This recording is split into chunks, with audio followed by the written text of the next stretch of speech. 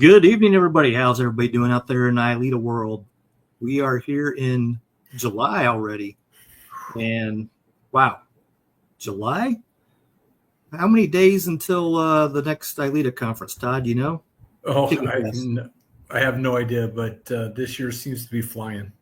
Let's go with Absolutely 242 until ILEETA 2026. Wow.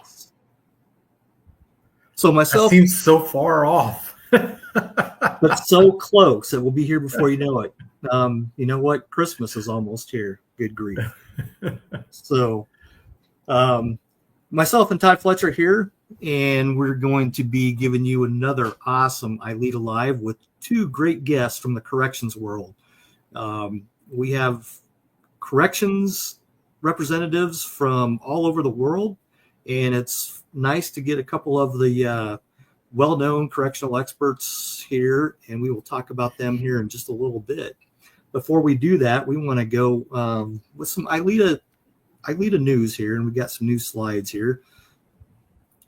This episode of ILEETA Live is brought to you by Correctional News. Go out there and check them out. There's a QR code, and this is something brand new to ILEETA Live. We're getting some sponsors to help us out with these ILEETA Lives here. Pretty exciting. Man, you're going to go big time on us after this. I think sponsors and ads and all this stuff. That's pretty cool. Well, we're excited for the kind of partnership that Correctional News has been doing here.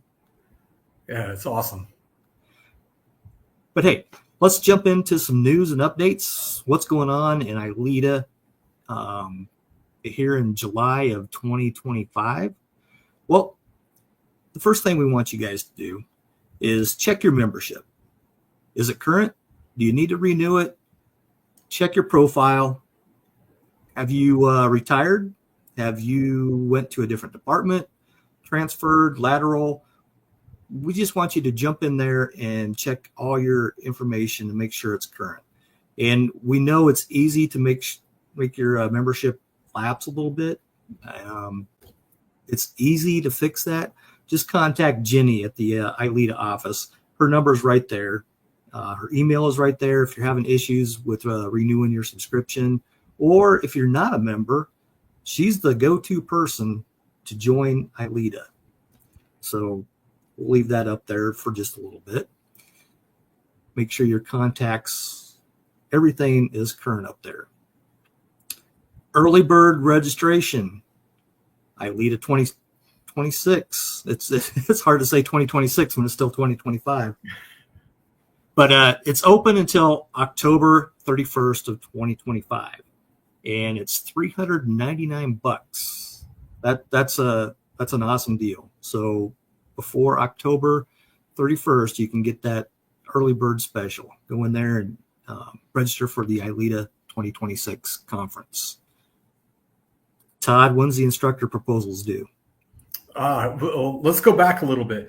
Don't forget also that there's a new multiple member bundle option. Where if you register 5 or more people, you get the same $399 rate for the conference as you would if you got everybody registered as early birds. So that's something new this year, and something that I think departments should be taking advantage of.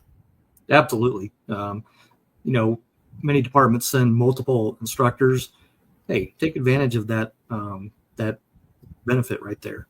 So 100%. I mean, you think about that. That's if you were to send 5 people, it's basically buy 4 get 1 free, right? So that's a great deal.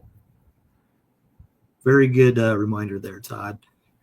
And when you mention the instructor proposals, those are due October 31st. So unless you're like Brian Hill and some others that are going to wait till like October 30th, try to get those in early because we're apparently already on track to exceed last year's number of proposals for setting another record. And so, there's 2 trains of thought here. We could set a new record, which is awesome, and we could do like Brian does and wait till the last moment and really dump everything on Brian and Joe to get through those all last minute, or we could help them out and give them an opportunity to take a look at some of these instructor proposals a little bit earlier. So I don't know. What are you going to do, Brian? The pressure is on. The pressure is on. I think I think that was a challenge there, Todd.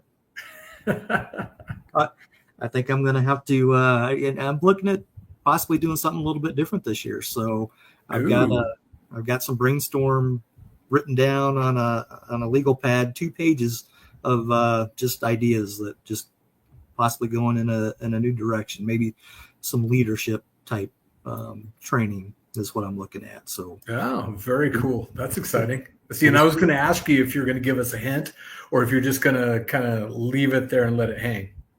Well, speaking of hints, and I know you don't want to let the cat out of the bag, but you're involved in some of the most secret squirrel stuff ILEETA does. What is that? Me? Yes, you. There's something at the ILEETA conference that you're involved in that is top secret. That's top secret. Top secret. I don't know of anything that's top secret. Nobody knows until the night. Oh, okay. But everybody knows about Emerson Hour, or at least they should. Even if you haven't come to the ILEETA conference, we mention Emerson Hour enough to where people should know about Emerson Hour. But the only really thing that's top secret about that is the who's invited to speak and who the speakers ultimately are. That's my secret. All right. One of the best. I mean, everything at ILEETA is top notch, but that's one of the most go-to events that everybody must attend. So, kind of looking forward to seeing who your lineup is for 2026. Yeah, I've already got my hooks in a couple of people and looking forward to it. But hey, while we're talking about, we've kind of teased some people about 2026 conference. Since Joe's not here, let's play this little video that I have about what's going on at the ILEETA conference. Hang on, let me just pull this video up here for everybody. The fundamental philosophies and principles of the organization have stayed consistent since the start. It's about the membership. It's about us facilitating training that's going to raise the bar for the profession as a whole, facilitate that learning and that growth for people in the profession that are interested in what can we do to do a better job to prepare our people for the complexities and the challenges of the profession that they're in. We're an association that's committed to trainers and to training that also happens to run a world-class conference. We have an entirely packed schedule over the course of a week. Every night at ILEETA is designed to get trainers to connect to each other and to the industries that support training and law enforcement. And the environment here, and Ed was very intentional about creating this culture where it's a culture of peers. It should be on your bucket list of things to come. Once you've been here once, then you'll understand what all the buzz is about. ILEETA is more than a conference. It's not just sharing of academic theories, it's practical application for that research and that information. It's important to have a connection with like-minded people who are going through the same struggles, have been through the same struggles, knowing that you're not alone and that you have people that you can reach out to is something that a lot of trainers need. This conference will always be the cornerstone. This conference will always be the pilgrimage that trainers take every year to find one another. So just that connection is a critical component and an important piece of being part of this community of trainers, which is what it is.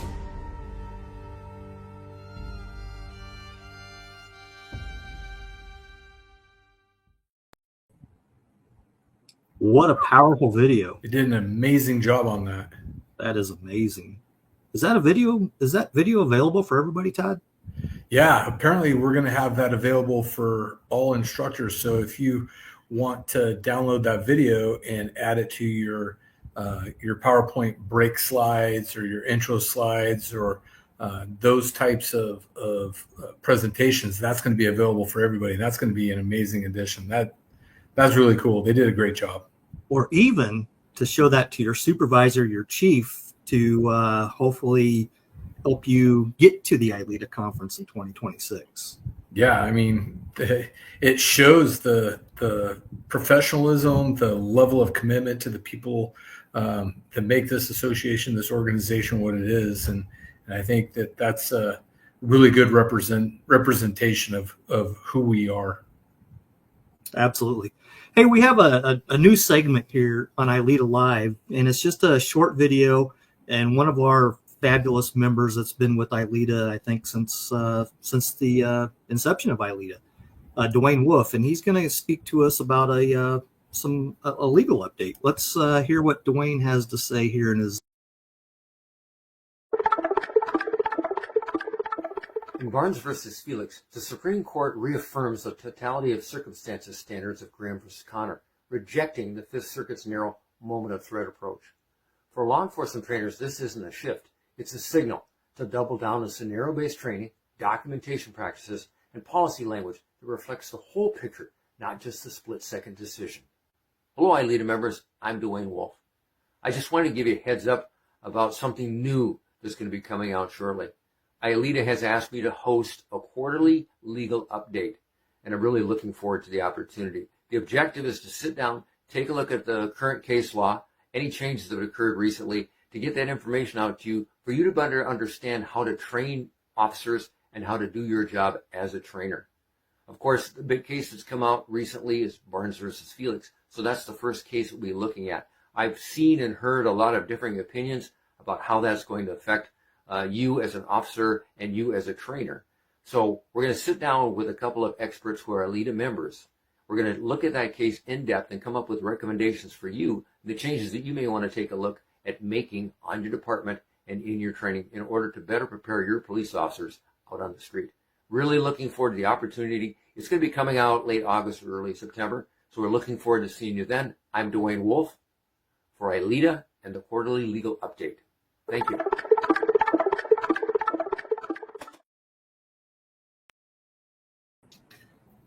So I think Duane might be watching online. So Duane, thanks for that great training tidbit update of some great legal stuff here. I was just going through our chats here. I didn't see him on there, but hey, what's coming up next, Todd? We get a great conversation. Hopefully, I'm guessing this is going to be fascinating and it's going to fly with Michael Cantrell and Gary York. So perfect timing on the corrections guests, with our new sponsor. So this is exciting. This is exciting. Well, let's bring Michael and Gary on. And hang on one second. Bada bing, bada boom. And there we are. Yeah. So, hey, welcome to ILEETA Live. We are happy to have both of you on here. What we usually do with ILEETA Live is we have the guests kind of give us a little bit of background and tell us about who you are for the members that don't know who you are. So, Michael, let's start with you. Tell us a little bit about you and your background and your association with ILEETA. Absolutely. I started in corrections almost 34 years ago now, Missouri State Pen, which my first place to work is now a museum, if that tells you how old I am. But I worked for about 9 years with the Missouri Department of Corrections, and then I stepped over to the Federal Bureau of Prisons. Worked several institutions there, maximum security mostly. Ended up in Washington, D.C. at the end of my career as the chief of emergency preparedness. And while I was up there, one of the things I did was talk to them about doing a podcast, because I listen to podcasts all the time on the train. And I said, let's do a podcast that we can put out to the staff. Well, the lawyers had it for a few years and they never did anything with it. And finally I retired. So I thought, well, you know what? I'll do a podcast. And so I am now the host of the Prison Officer Podcast. Been busy. I tell people I'm failing retirement. I run that podcast. We're up over 100 episodes, and I've written 5 books since I retired. So I'm failing retirement horribly. But thank you for inviting me. I'm happy to be here. Happy to be here with Gary. Well, thanks, Michael. I think Todd is failing retirement as well. Right. Not to that extent. We can talk about that later. Gary, tell us about yourself there. Yes, sir. Right after high school, I joined the United States Army and did 10 years with the United States Army Military Police. I ended up with the rank of staff sergeant, got out of the Army and needed a job, went to the local prison, got hired, was just going to be temporary. Well, 29 years later, I retired from corrections. Within my corrections career of 29 years, I was a correctional officer at a state prison. I was promoted to felony probation and parole, where I worked felony probation in Ybor City, Florida. Then I was promoted to a senior prison inspector, where for 12 years I conducted criminal, civil, and administrative investigations within Florida prisons and probation and parole. And then Sheriff Grady Judd had a big bonus sign on, and it was the same retirement system. So my wife and I left the state prison system and did our last 12 years at the Polk County Sheriff's Office with Grady Judd, and retired in 2018. I'm now a columnist for corrections1.com. I work for the International Association of Chiefs of Police. I'm a proud member now. Thank you, Carrie Avery, for the ILEETA, and I really enjoy ILEETA. I'm really having a good time. So you're kind of failing in retirement also. It sounds like you're staying busy, and between writing and mentoring and sharing your experience with others, and well, you're an ILEETA member, so occasionally a trainer, but always a student. So it sounds like you're failing retirement miserably too. Yes, sir. I'm working in several different areas. I haven't left the profession, so yes, I am. Excellent. I feel left out. I'm the only one that's still working and not retired, I guess. Yeah. If you want to get busy, if you want to be busy, retire. Yeah. Everybody that I know that's retired is busier working as retired. Yeah, but you're doing what you want, Sure. It's different. Yeah, Sure. Going out and teaching all the time, you're around people that want to be there. It's a whole different thing than going into a seg unit and putting up with inmates every day. Well, that's Todd and I don't think Todd's had any experience in corrections or working in the jail, and neither have I. I worked for a sheriff's department for a while, and I booked them into jail and left them there, but that's about the extent. What's the difference between law enforcement, traditional law enforcement, and the corrections? And for those that, we all know, but from your perspective that you want to get out to the world, tell us a little bit about the corrections world. Well, the difference, I call it, between the jail or the prison and the street is you're walking into an environment outnumbered more than 100 to 1 in many cases, with only pepper spray and handcuffs and a radio. And backup is close by. You would say it's so close, but yet it's so far, because it takes time to get through all the channels to get there to help you and back you up. But you're dealing with the same population that law enforcement on the street deal with, but you're dealing with them up front and personal all day long, all shift long, and you're using your interpersonal communication skills quite often. At least I hope you are, because I would rather use interpersonal communication skills and avoid a confrontation than have one, but you're going to have them no matter what. They're going to come about, and you will have to use force, but that's the difference. You're living with them 12 hours, 16 hours a day, as compared to picking them up off the street and bringing them in the book room. I think the other difference is how hidden we are. As a police officer on the street, Not only do you get to interact with, depending on what call you show up on it, you might be the hero, you might be the bad guy. Depends on who you're dealing with, right? We're pretty much, even though we're not really the bad guy, we're perceived that way. I mean, look at movies, look at TV, look at all that, and we're hidden, and we've done that to ourselves in some aspects. We've kept that little society behind the walls quiet and hidden because that's what the public wants. That's what they pay us to do. They don't want these people in their backyard. They want us to go take care of them, and they don't want to know that they're part of that justice system that took somebody's freedom away and put them away for 50 years. But the correctional officer inside isn't the one who took the freedom away. We're not the one who is, doing this. We're just enforcing the mandate of the judges and the public. But they don't want to know that. And so we get hidden in there sometimes, and people forget that we're in there dealing with it 24/7, 365 days a year. There is no break, So I think that's the thing that's missing sometimes. I'd love to see some, something besides Orange is the New Black and all that junk on TV that has nothing to do with what corrections is.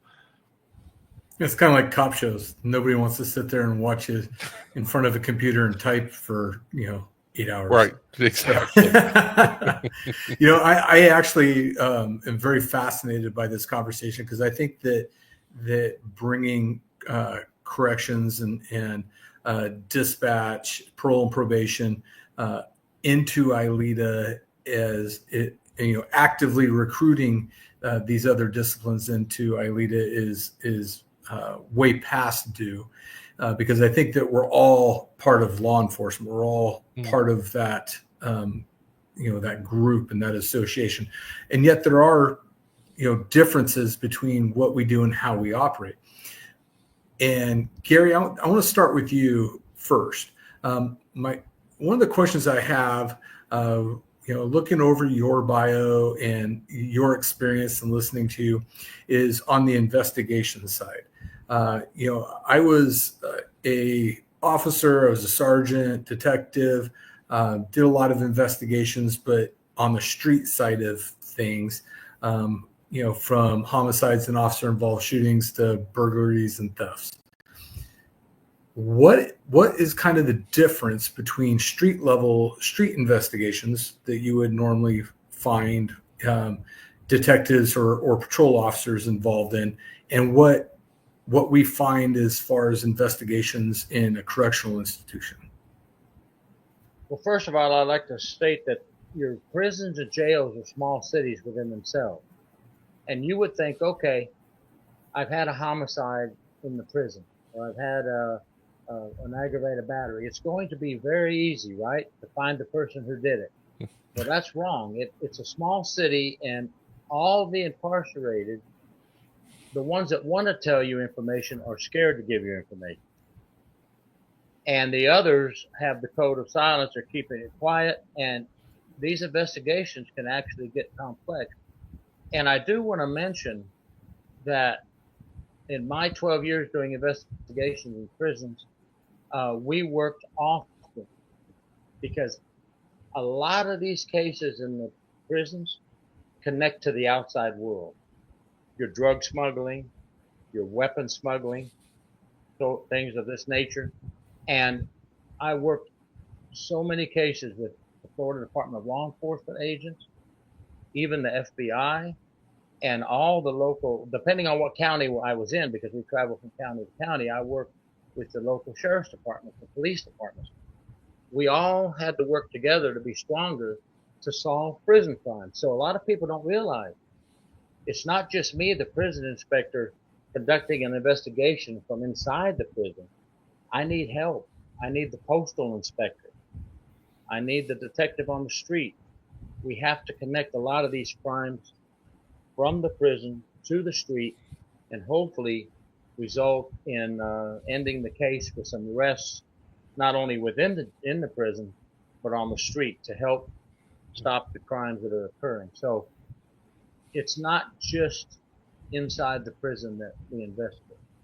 Everything seems to end up somehow back on the street in some way, shape, or form.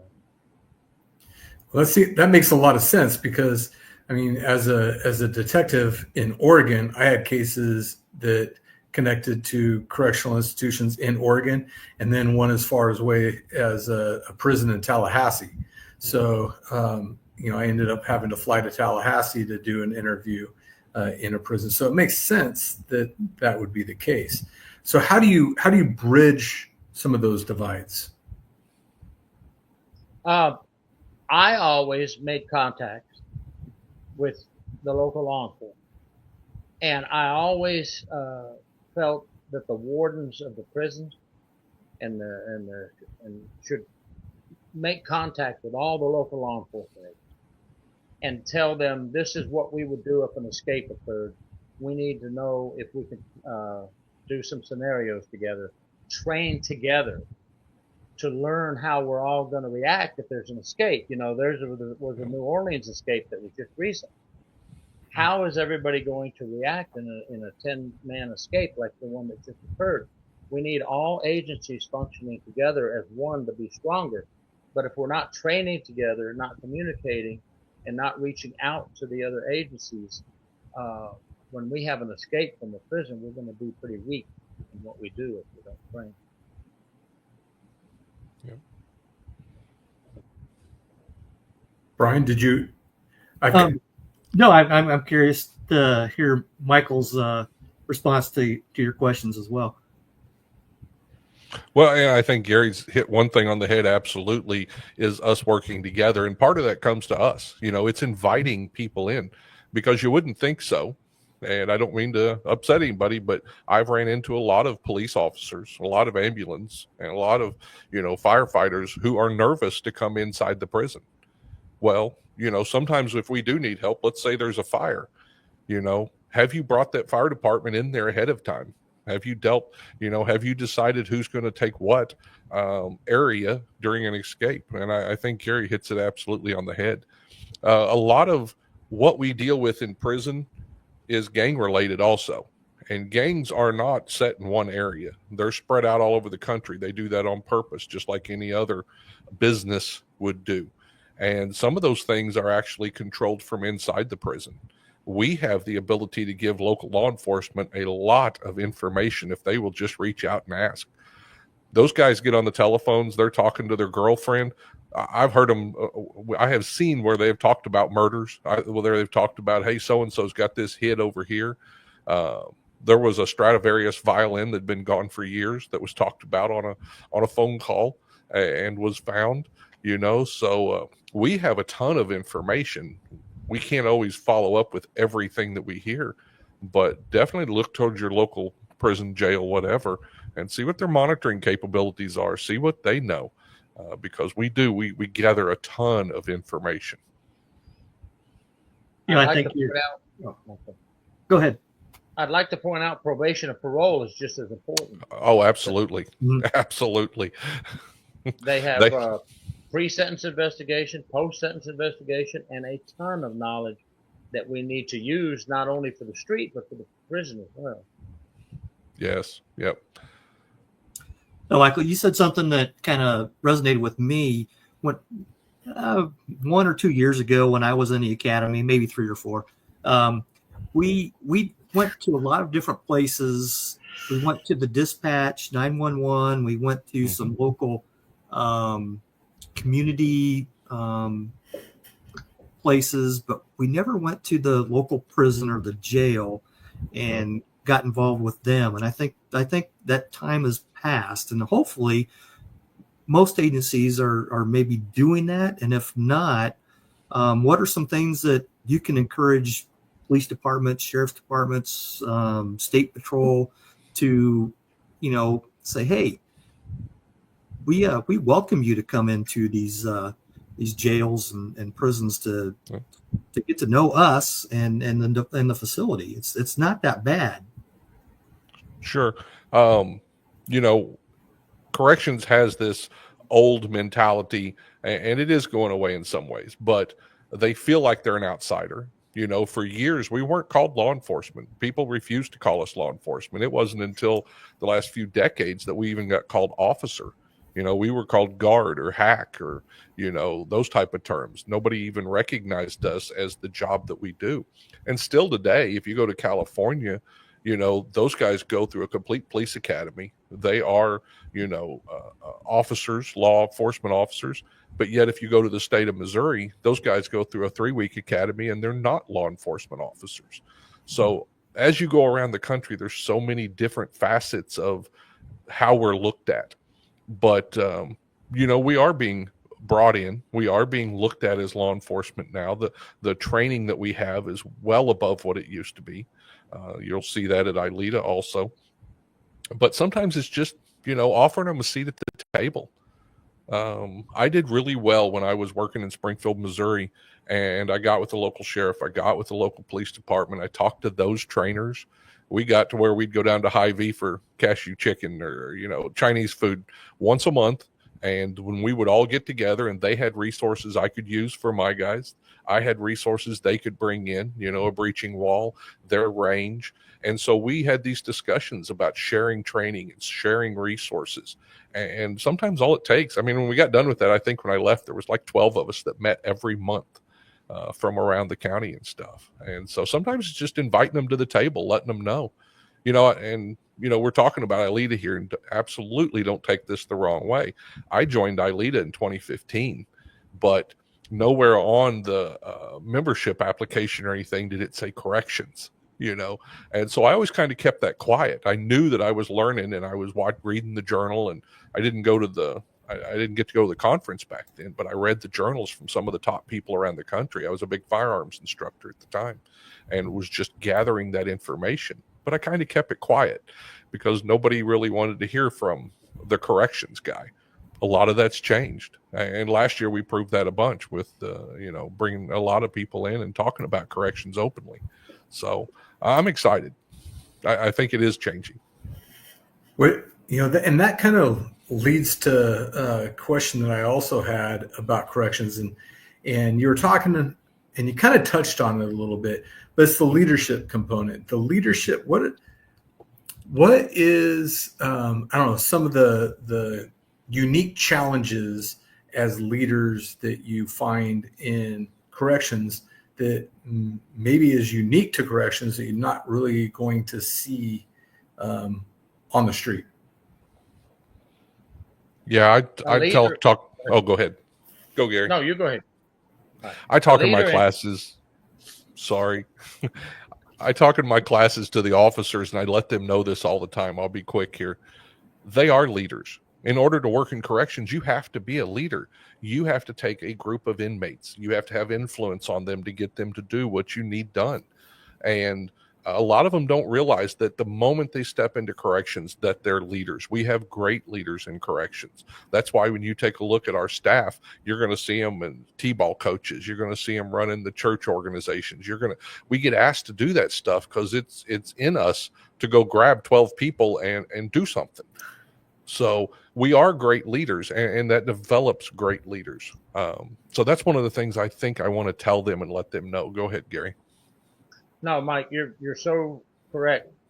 Our correctional officers are leaders. They have to make so many on-the-spot decisions daily without a supervisor. And if they don't make that decision right then, something bad could go wrong. As far as midline supervisors, they have a unique job in corrections. You're not only supervising correctional officers, but you're also responsible for civilian staff as well. You need to make sure they're aware of security issues. You need to make sure that the civilian staff are aware of what they are allowed to do and not allowed to do. And then the supervisors of corrections also have to worry about the inmate population as well. So you really, as a supervisor, a sergeant, a lieutenant, or a captain in corrections, you really have a huge responsibility. I don't think people understand the numbers, as, and I work some big prisons, like Leavenworth and Springfield and Thompson. On a shift as a lieutenant, as a shift supervisor, I would have anywhere between 50 to 60 staff. I'd have 1,000, 1,300 inmates. I'd have half a dozen volunteers inside the institution. I would have the cooks and the recreation and everybody maintenance working like that. And I was in charge of that shift. Those are big numbers for most people when you think about leadership. Huge numbers, very huge. Yeah. And unique, right? I mean, that's a unique challenge that you're not going to see out on the street, because our span of influence or span of control is intentionally kept smaller. Mm-hmm. I mean, that's huge. So that is one of those unique challenges. Can you think of any other things that might be unique that are specific to that correctional setting when it comes to leadership? Well, when you get into upper management and your PIO, your corrections leaders have to be very careful, just like law enforcement on the street. But the community wants to know answers. When you see something happen in a prison or a jail, like the escape, you have to be able to answer the questions of the community and the media. And I think for any criminal justice agency, that's a tough job. So add that to the pile of being a leader. Yeah, and I think when you take a look at the expectations upon us, it's for a law enforcement officer, I think even it's pretty linear. You feel like you're there to serve the public. I mean, that's just, you're there to serve the public. That's what you're taught. That's what you do. As a correctional officer, you not only, and you have conflicting expectations from the public and what they expect. Because if you talk to the public, you'll hear everything from, lock them up forever to let them out now. You've got inmates on the inside, who have their own viewpoint of what's going on and can be violent, can cause problems. But yet at the same time, I've taken an oath to protect them. They are my charge. They are the true reason I'm there. And then on top of that, I have to look at another set, which is the staff members who need to be protected from these violent inmates in here. So, I don't have that linear look at, my job. I have to look all these different directions at all the same time and all the masters I'm serving at the same time. Wow. Sounds like a challenge. Builds great leaders, though. Well, it does. And I'm sure once you go up the food chain in corrections, there's some great opportunities to be in charge of different areas, in charge of, let me ask you this. How is the training ran in corrections? It's just because I'm an outsider looking in. I'm not sure how that is done in corrections. How would you go about doing training and selecting the leaders for the trainers? Well, I'll tell you what we always tried to do here in Florida is cross-train. So if I want to be a sergeant, I need to know my job, but I need to know all the jobs. So we always tried to have our officers work in the dormitory, give them a chance to work in transportation, because we have to transport inmates to court. We have to transport inmates to other prisons and other jails. We wanted our officers to work in bookend when I was at the jail. We wanted them to work, and we would give them assignments. In other words, hey, you're not a sergeant, but let me give you an assignment. By doing that, we're empowering the officer to do something meaningful, but we're also giving that officer confidence and letting them know we trust them. That's the way I feel. When you give them a job that's meaningful and they complete that task successfully, I've completed several obstacles in leadership. I've shown them that I trust them. I've given them a job to do. I've recognized that they did a good job and thanked them, but I've trained them at the same time by having them do crossover training. And I think before you become a sergeant in corrections, you need to know the entire job field within the prison or the jail. Okay. Yeah, absolutely. One thing I want to talk about with ILEETA and us bringing corrections into the fold is the skills that are needed inside are very much the same.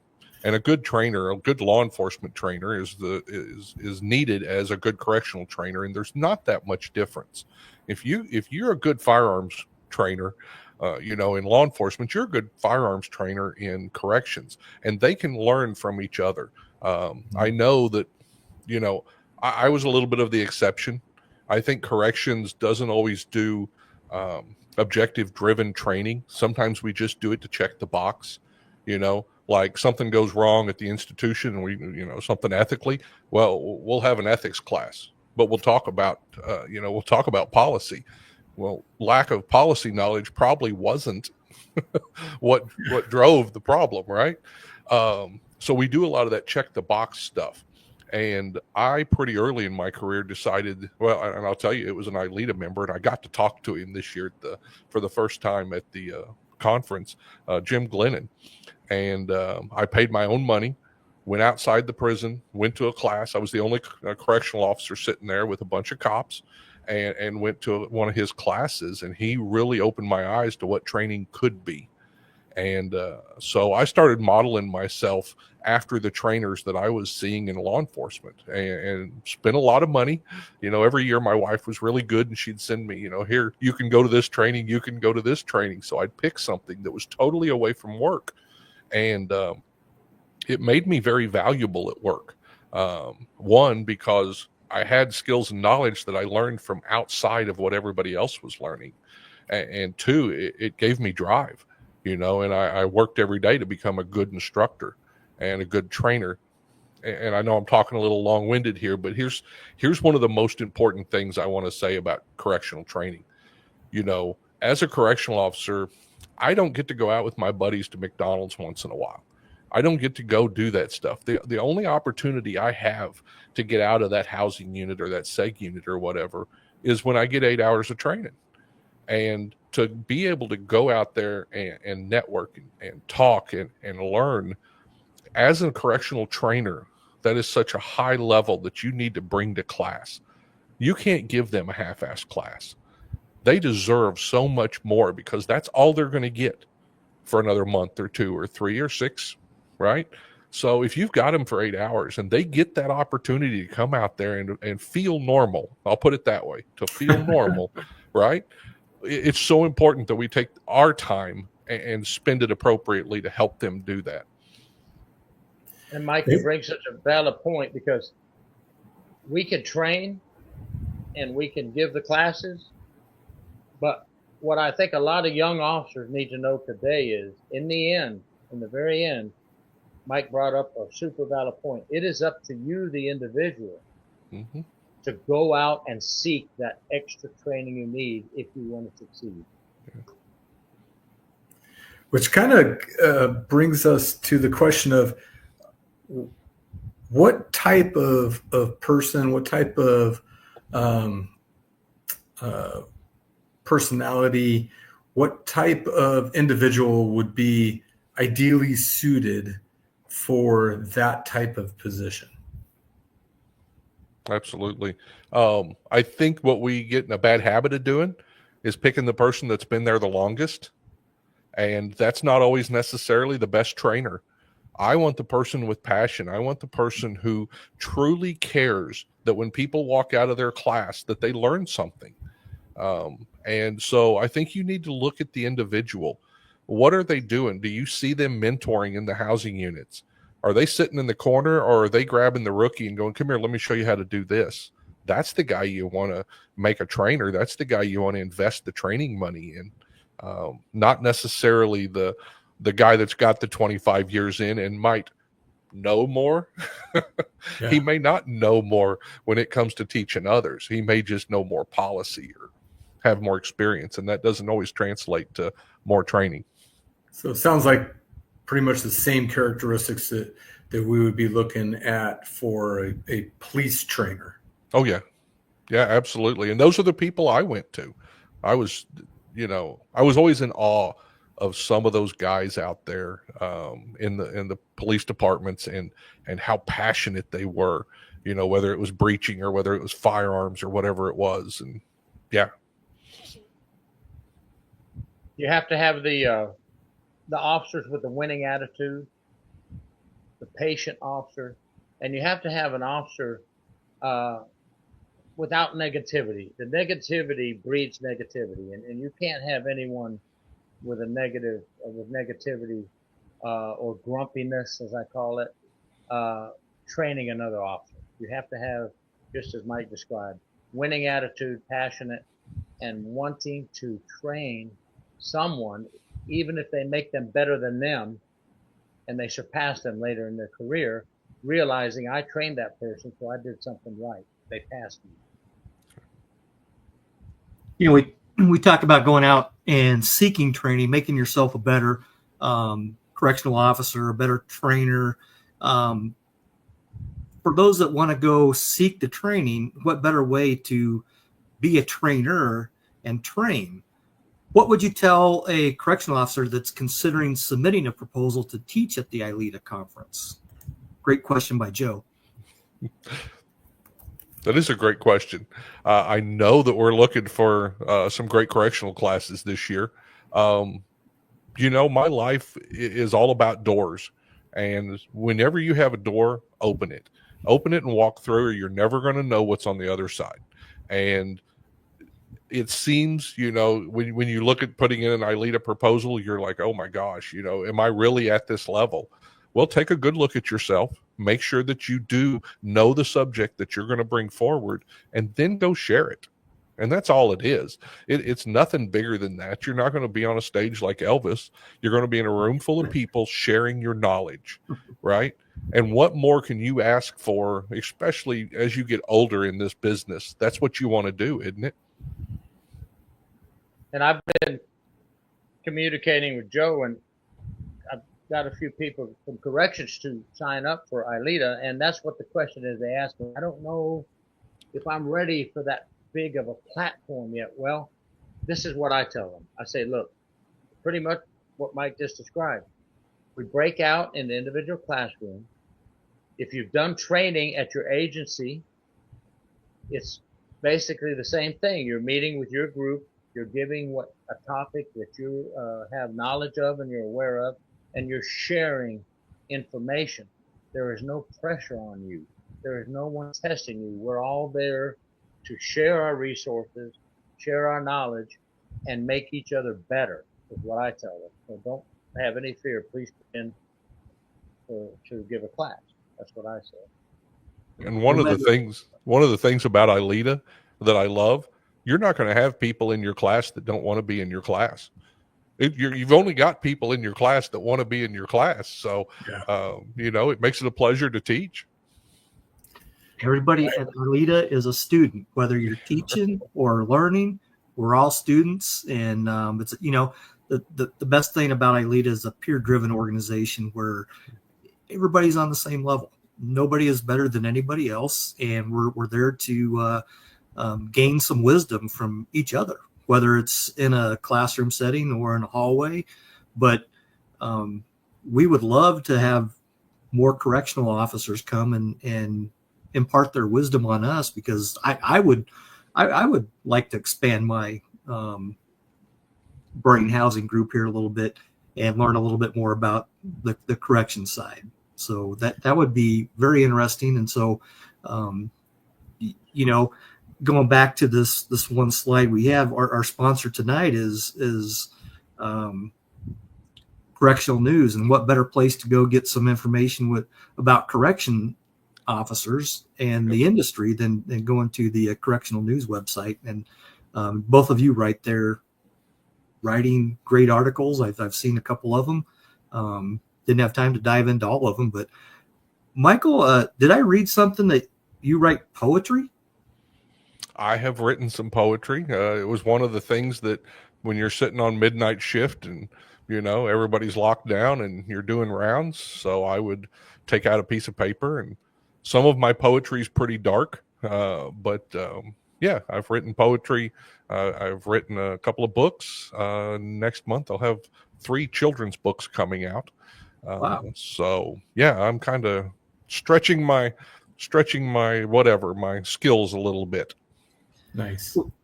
We've got a lot of ILEETA members. that have written books and a lot that want to write books. What Yes. advice would you give to somebody that is looking to write a book? Well, first, come to ILEETA next year, because we had I think last year was the first time we had the authors tables, right? And Gary and I were there, Wayne South, there was a bunch of us there, and that was a great time to sit around and kind of display our stuff. People get hung up with writing things correctly. You want it to be on the page the first time correctly. Don't worry about that. Get it put on the page. You don't know the number of people I've listened to over the years. Well, if only I had done this, I'd have a book. You got to do it. Write it down. You can edit it later. People can help you edit. AI can help you edit it these days. Just get it written down, because your story probably is important to somebody. So, yeah, that's my advice. Yes, I tell people, write down. Don't worry about chapter order, chapter 1, chapter 2, write down all your information, what you want to say, and the point you want to get across. After you get your points written and get everything written down, you can decide later what chapter order they're going to go in. There's editors out there that don't charge an arm and a leg if you're not great with editing, and they will edit it for you. Now, I have a traditional publisher, finally, after my first 3 books on Amazon, that took my 4th book. It should come out hopefully this year. But I self-publish on Amazon my first 3 books. Mm-hmm. It's free. It doesn't cost you a penny, so you don't have to pay an arm and a leg to publish a book on Amazon. And they give you a pretty reasonable percentage of the royalties. So I tell people, don't be shy. Get it out there. Get your book going. Absolutely. I published a coloring book. Does that count? Absolutely. That takes imagination. So what is it that Katie says about writing articles? Katie says, I'll give the rated G version: button seat, words on paper. That's right. Which I guess is a perfect segue into the journal article submissions being due on September 10th, right? Mm-hmm. September 10th, ILEETA journal submissions. Get with any of the ILEETA editors, myself, Carrie Avery, Dan Frazier, and Kim Schlau, and we will help you, anybody, get published in the ILEETA journal. So if you haven't written anything and you want to get published in an international publication, we can help you do that. Write a powerful article on any type of training subject. It's we're there to help our members. So yeah, I wrote my first one for the ILEETA journal in 2015, and one of the things I'll say about that, I mean, if you're trying to build your resume, if you're trying to be a professional in whatever area of training you are, there's nothing better than to be able to showcase, I've been published in this journal. And absolutely, I've had a lot of help from the guys there. But yeah, that was my first one, was 2015. It kind of set me on the path there to doing many other articles. Kind of get get a test the waters, so to speak. If you're interested in writing a book, that's a good way to start small and go from there. Yeah, absolutely. Absolutely. Exactly. A lot of the information in your articles can be used in your book. So you're already writing down a lot of the information you're going to use later. Well, hey, we're running up about an hour. We're going to jump into the next couple of segments, and then we'll kind of circle back with Gary and Michael, and for some final thoughts. So give us just a few minutes. Our next segment is the instructor development segment. We started this last month, I believe, and this month we have Joe Willis giving us some valuable instructor tips. So, Joe, take it away.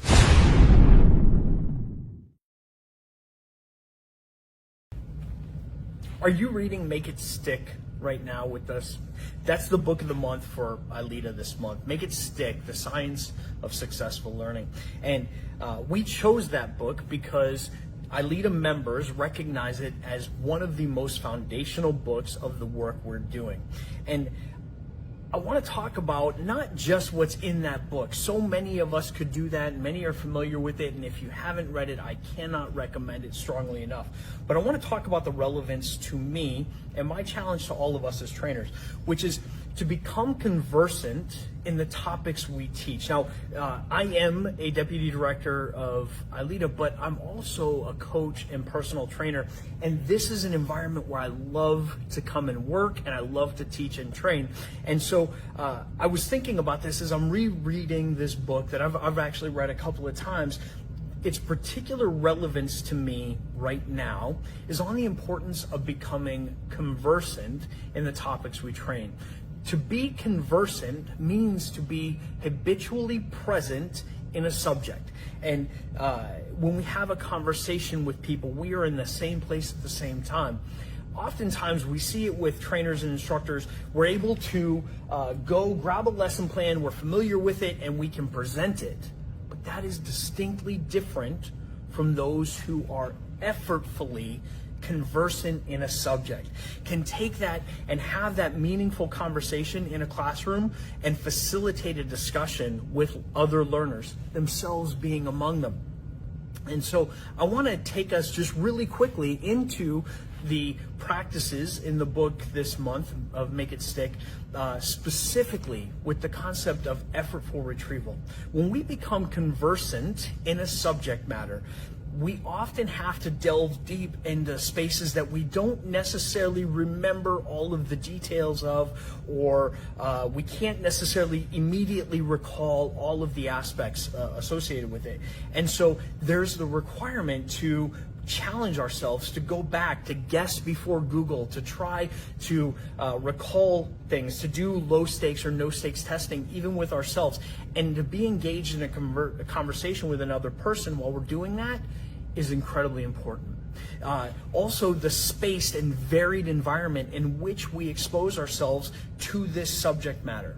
And so to be able to contextualize this topic in this space is different than that same topic in this space. And it creates those neural pathways to more effectively and conversely recall that information. Also, the way in which we interleave in conversations is different. Now, don't be one of those people who I want to dabble this topic into every conversation, but where appropriate, find ways of becoming conversant, habitually present with the topics you teach in varied environments. And you'll find that it's an incredible way to become more of an authority on that subject, to be much more familiar with it and comfortable in that learning environment where somebody says to you, hey, I got a question, and you're ready to answer it, or at least acknowledge the fact that we both have a little bit of learning to do right now, so let's explore that. So anyway, I'm Joe Willis. My challenge to all of us this month is to become more conversant in the topics we train.